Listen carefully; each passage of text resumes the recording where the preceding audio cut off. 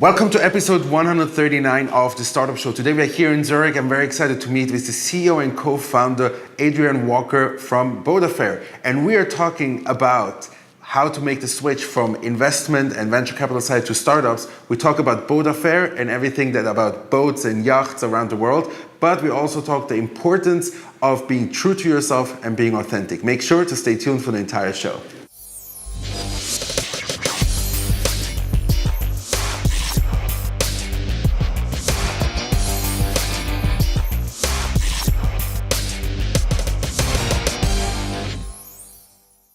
Welcome to episode 139 of the Startup Show. Today we are here in Zurich and I'm very excited to talk to the CEO and co-founder of Boataffair, Adrian Walker. Welcome to the show. Cedric, thank you so much for having me. It's a pleasure. It's such a pleasure to have you. I'm really excited about you and to get to know you a little bit better and to get to know your startup a little bit better.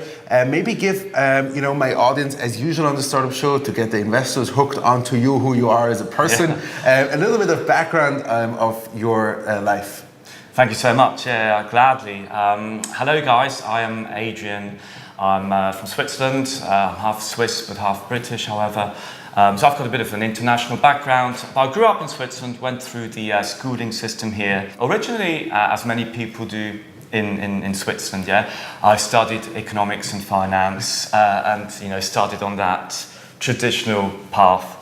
I then went on to work for a Big Four company in Switzerland and qualified as a chartered accountant many years ago now, around 2011 that was.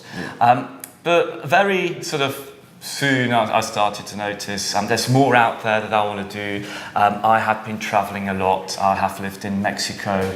I lived in Barcelona for over a year. I worked in many industries, off the record as well, in hotels and travel agencies. So I knew there's more to the world really, and I wanted to explore. I was always very, very curious. So very soon after I qualified as a chartered accountant, I quit that path and I sort of ventured out and I went to London. So in London, I got in touch with a lot of startups. I did a lot of traveling as well. I also did an MBA, that's in 2013. And there I got in touch with a lot of startups and I just got inspired by how many people have so many awesome ideas. And that sort of led me to believe that, that's something I want to do as well. That's really where I could combine the creative streak, the curiosity, with something meaningful in life. That's how I started with entrepreneurship really back in London. About myself, as I told you, I am from Switzerland originally, yes. Right?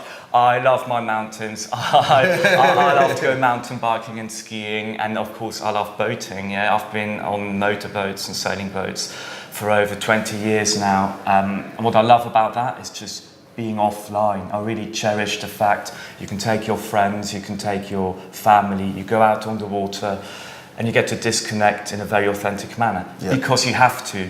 There's no way you can connect to society on the water. I'm really about a balance as well. It's important to be connected. Yes. I love technology, but I know that I have to go offline every so often to recharge, like whatever you have to recharge, batteries. Sure.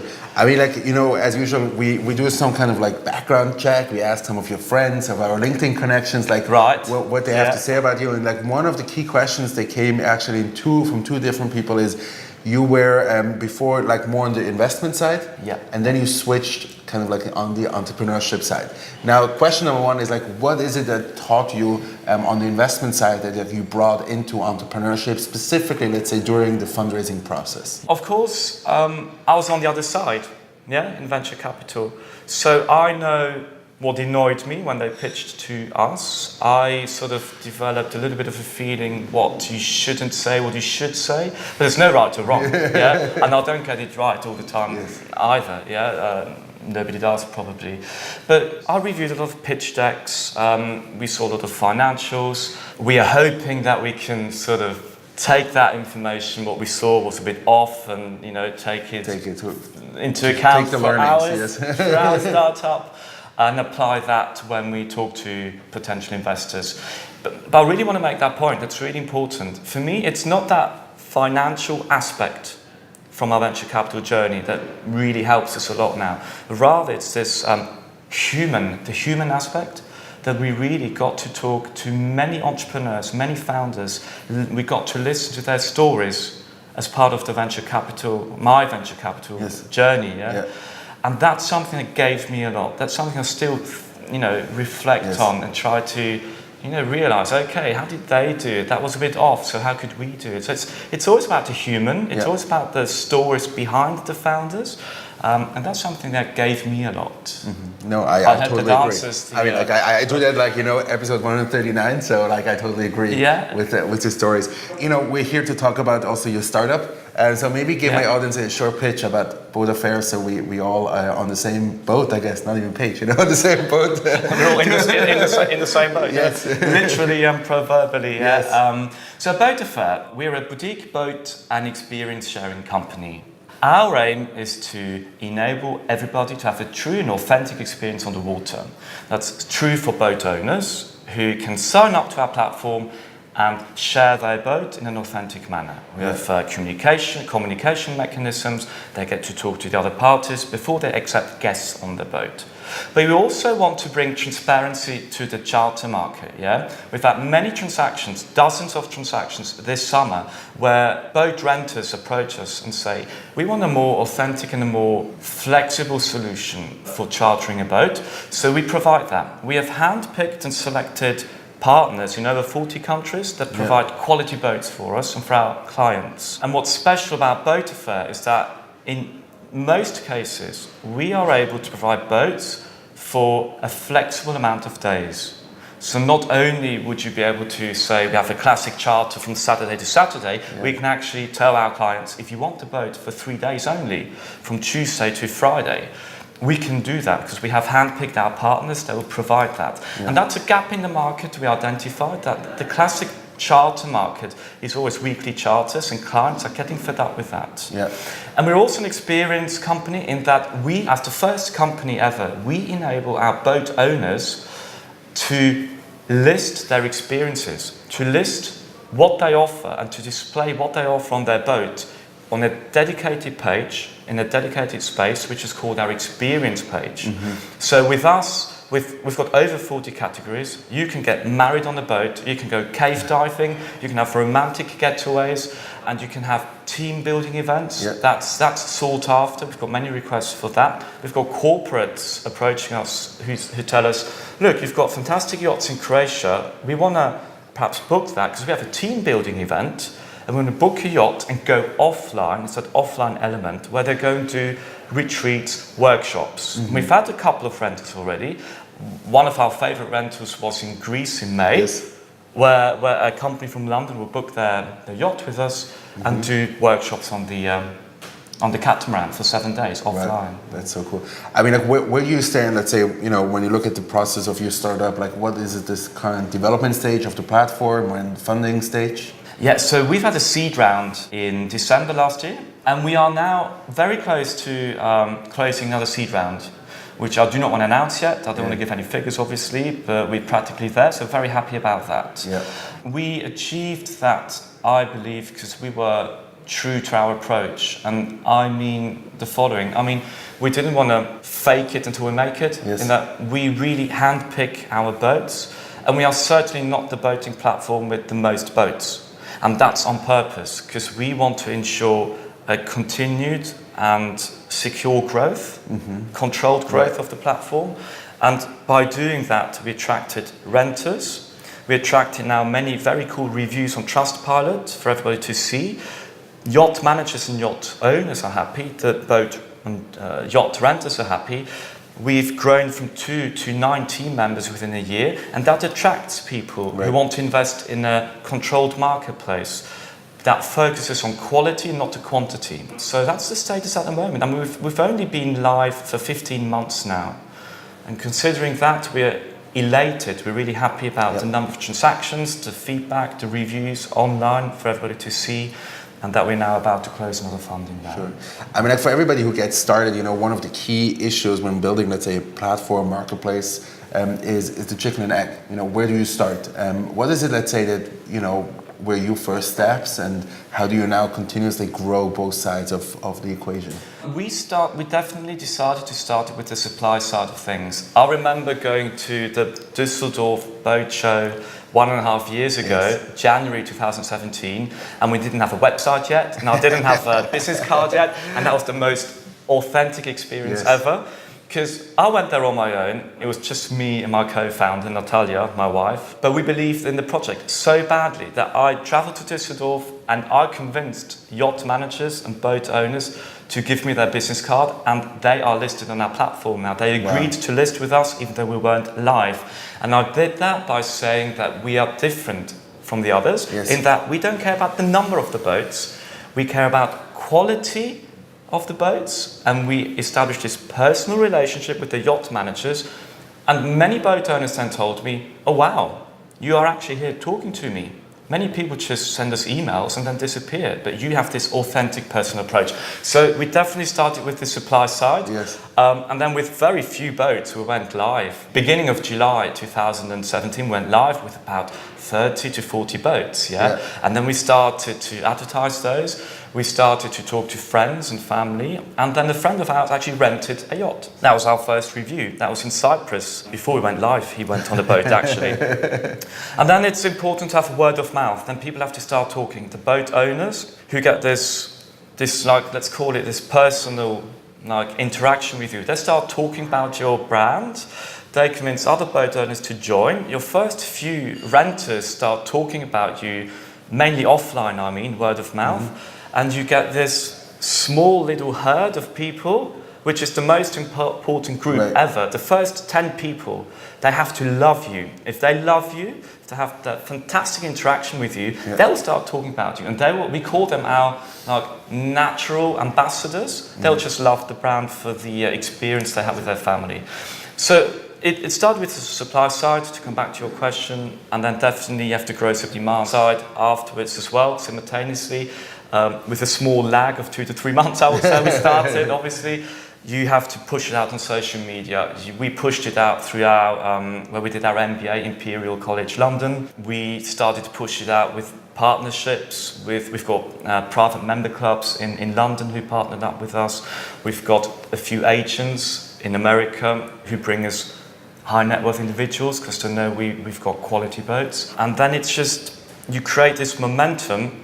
And A, you hope for the best, but then B, if you actually believe in it, and we believe in this energy. If you portray this energy to, in front of everybody you talk to, you will get the word out there, and then it travels. And now it's growing, and we've got sign-ups every day, and we've got 5 to 10 renters to sign up every day. We've got 2 to 3 rental requests every day at the moment. In Europe, of course, it's the season. We are now concentrating on other areas as well, obviously, supply side wise, so we can cover that once summer is over here. But we're really happy with the traction. We would not have thought that 15 months ago. Sure. So we're really happy. I'm always inspired by that these people who really actually do the legwork and going around talking to people. I think that's really inspiring, and it shows that that's what you basically need. All the digital and everything. Bottom line is, legwork still helps. I love what you said there, because we love our Instagram, we love our LinkedIn. I post regularly on LinkedIn. But what I love the most, and what I think is the most valuable, is if people see your face, if they see you are the brand, and you get to answer their questions. They have to be able to see the brand in person. Because after all, we are humans, and we built a platform, we always say from humans, or by humans, for humans. Yeah. At the end of the day, it's humans. You have to have a fantastic time and authentic experience. Yeah, absolutely. Absolutely. I mean, one of the things that really inspired me about your case is being here in Switzerland. One of the key things I always see is sometimes people don't think big enough. They think of Switzerland only as a test market, maybe even the only market they're trying to target. But in your case, you don't have even the option to think of the Lake of Zurich only, because it's just, the market is way too small. Now, my question to you is, how did you go about this thinking, let's say, on a global scale from day one? Well, one thing I have to say is that the fact that I have traveled a lot, I speak 5 languages, my wife is British, my dad is British, it was sort of natural to think global right away. We had the idea in France on our motorboat, after all, not in Switzerland. But we live in Switzerland, and we see the value of the Swiss landscape to register and found a company. But it was sort of natural from the very get-go to think global. There is, in our opinion, it's very difficult, if not impossible, to grow a marketplace that just deals with the Swiss market. You have your limitations in that we are so many people in Switzerland. The other fact was, and that's a bit of a simple fact, was the weather. It was a very simple thought process we had, and we thought, apart from the fact that we need more people, we need to scale this baby at some point in a few years, and we need to scale it. But the other factor was the weather. If I start a boating company just in Switzerland, and you tell me how many days of the year can you actually go out on a boat? 25 days a year, perhaps. 30 if you're lucky. Okay, this summer perhaps 60. This is a very good and hot summer. This year I'd have been wrong. But still, it's limited to 3 months a year. So we had to diversify weather-wise, if you want to say that, right from the beginning. So I think our very first boats we listed were in Greece, because the thought process was there you can go out on a boat from the beginning of April until the end of October. That's many months. Bam. And then it just sort of followed. And then on Instagram is awesome, by the way. On Instagram, you search for hashtags, hashtag boat owners, US, and you find boat owners and yacht managers in Miami. And some of them are listed now on our platform. And to answer your question, we saw the need to go global. And to be honest, I think our international background and many languages and our international network, of course, helped us there to think big right from the beginning. Yeah. So when you look, let's say, I know it's a long time away from now, but let's say you look down 5 to 10 years, Boataffair grew nicely. What is the vision? What should it look like in your best dreams? We are all about building an awesome community with shared values. And our dream and our ultimate goal is to have a global community where boat owners can go to meet other boat owners. Yeah? We've got this boat swapping community, which is a first-in-class community. It doesn't exist on this planet yet. We're the first company to do that. We've got boats from over 10 countries now. It works as follows. You register as a boat owner. You do not rent out your boat, but you get to exchange your boat with other boat owners from other countries, which essentially eliminates the rental costs, because somebody from Europe can go to Brazil, try out a boat for a day, free of charge. That boat owner comes here. Of course, you talk to each other, and you come to Switzerland and try out a boat free of charge as well. Why do I explain this? I really want to make the point that we are really about creating a community with shared values. You know, we love the water. Everybody loves to exchange stories, sailing stories, what went wrong, what went fine. We want to learn from each other. We want to have this community in 5 to 10 years where we're automatically the go-to platform for all things sailing, motorboating, to exchange ideas, stories, and boats. And on the yacht rental side, we want to become the global go-to platform for people who value quality transactions, who seek this authentic yacht and authentic yacht managers and boat owners around those yachts, so that they know they come to Boataffair, it's a given, you will have an authentic and a quality experience. So to wrap up the first part of our interview, my key question is always like, how do you perceive the Swiss and the local startup ecosystem, and how it maybe helps you to develop your startup here? It's definitely growing, It's growing everywhere in Switzerland. I see in every big or bigger city, you see these startup hubs emerging, shared office spaces. This is being promoted more and more. So I see that many people are doing it. I've got many colleagues who are starting up as well. I think what's great about Switzerland is the fact that we have a few umbrella organizations where you can turn to, where you can ask your questions, you can turn to the organizations we've got, and you know where to go. And I think you feel at home. So you feel that you can turn to them with your challenges. I still see, I don't mean to be critical, but perhaps I can say this, that of course I can compare to the startup ecosystem in London. I just spent a bit of time in San Francisco as well. In June, I went to the Silicon Valley. I was in around the Bay Area as well. It's still a bit of a different mentality in that when you're in California or London, there you've got this in or out mentality, or rather let's call it the all-in mentality, and you'd rather fail fast try it out, try something new. And in Switzerland, I still see a lot of people starting up, but they won't quit their day job, so they do it as a side project, give it their all, and then let's see what happens. And that's a difference I can see. Now, I do not mean this in a demeaning manner at all. Sure. It's just something I've observed, so I found that interesting. But I bet this is changing as well in Switzerland, because it has to, because society is shifting. Compared today to 30 years ago, it's no longer certain that you have a 40-year career. Yeah, things are shifting. You've got digital technologies, you're online, you have to adapt. So people will start up more and more independently.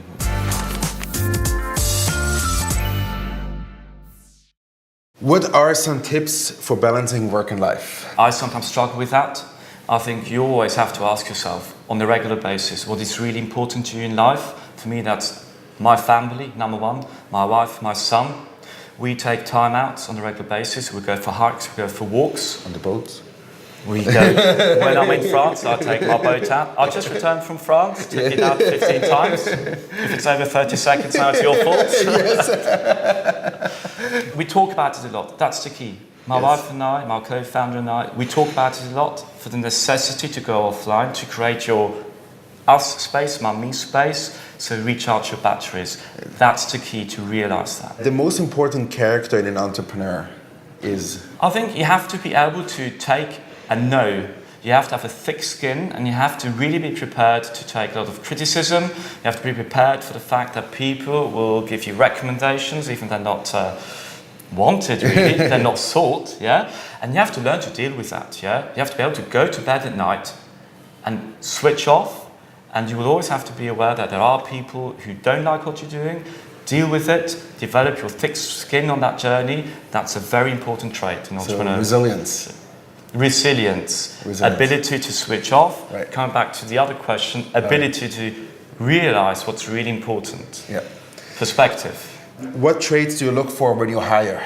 I look for somebody who has a great deal of creativity, who's flexible, and I look for attitude. You can teach people a lot. You can teach people how to use our platform. You can teach people what the sharing economy is, how a boat works, but you cannot teach attitude and flexibility. I need somebody who joins Boataffair, who's willing to answer the phone on a Sunday afternoon.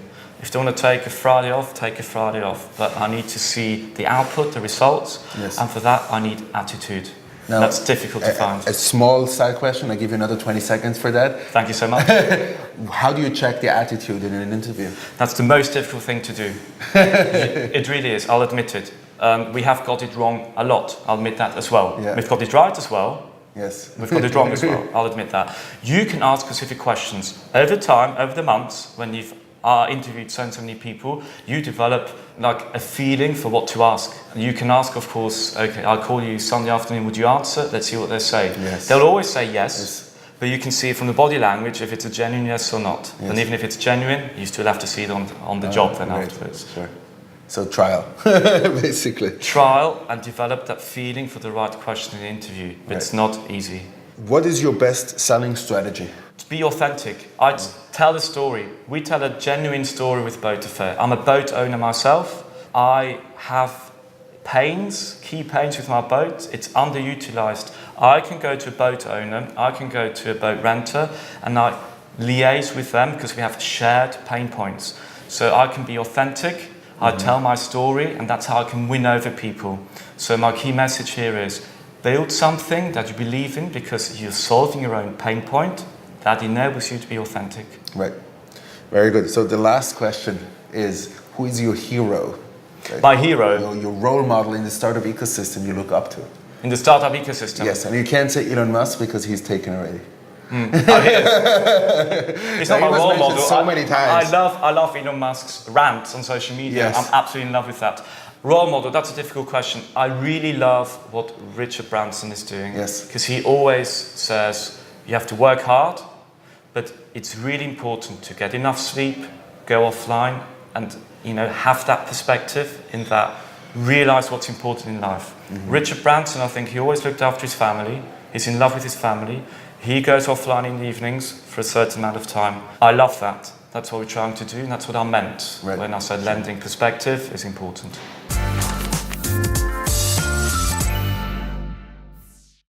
Adrian, now it's your moment to leave a legacy for future. A legacy? For the future, for your son, for everybody who will search for you on the internet and says like, I want to get some advice from you, or they want to sit in your chair at some point. So maybe give us like a couple of sentences of like some key advice that you would give to the next generation. If you were to start up a company. Wherever you feel an expert. Right, where I feel an expert. Yes. Right, thank you so much. Yeah. I would really say, be true to yourself. Yeah, and I can really say that because I've been through many processes in life. I got stuck in finance a little bit, and I had so many conversations with partners in the big four companies. Believe in what you feel, follow your gut feeling, go out there and try what you want to do. So believe in yourself, and as I said before, you have to develop that thick skin, because there will be people from your immediate environment, even your colleagues, there'll be people from your workspace in the Big Four who will challenge you and who will tell you, but you're from Switzerland, you already have everything you've ever wanted. You've got 3 degrees, what else do you want? You have to find your own arguments within yourself, and then you have the key thing is to follow that gut feeling, go out and do it. And then I'm coming back to that thick skin, yeah? You have to sort of switch off from time to time and say no to all those naysayers. You can always give in to naysayers, but go out there and talk to people and surround yourself with people who are good for you, in that they'll support you and give you constructive feedback. Not naysayers who just shoot you down, but go and talk to people who listen to you and who will give you constructive feedback. It can also be that's a crap idea there, but if they tell you why and you can learn from that, that's fantastic. Yes. So surround yourself with those people, create that ecosystem where you can turn to ask your challenging questions, because you don't have to be alone in this journey. It's just a matter of finding those people. So that's my key message. Shut out the naysayers. Surround yourself with those constructive people who want to see what you're doing, who are curious and don't feel, let's call it jealousy, who want to support you. That would be my key message for people who want to go out there and try it. Right. Because you only live once. So and you want to have tried it. You don't want to sit there at the age of 80 and go like, I wish I had. Right. Absolutely. Adrian, thank you so much. Really inspiring talk. Thank you so much. I really appreciate it. Thank you very much, everybody who stayed all the way till the end. Make sure to stay a few more seconds so you'll see who is up next week, and I'll see you in the next one. Have a great day. Hi, my name is Daniel Gutenberg. I'm an angel investor investing in seed stage, mostly technology companies. Tune in next week. I'm looking forward to see you.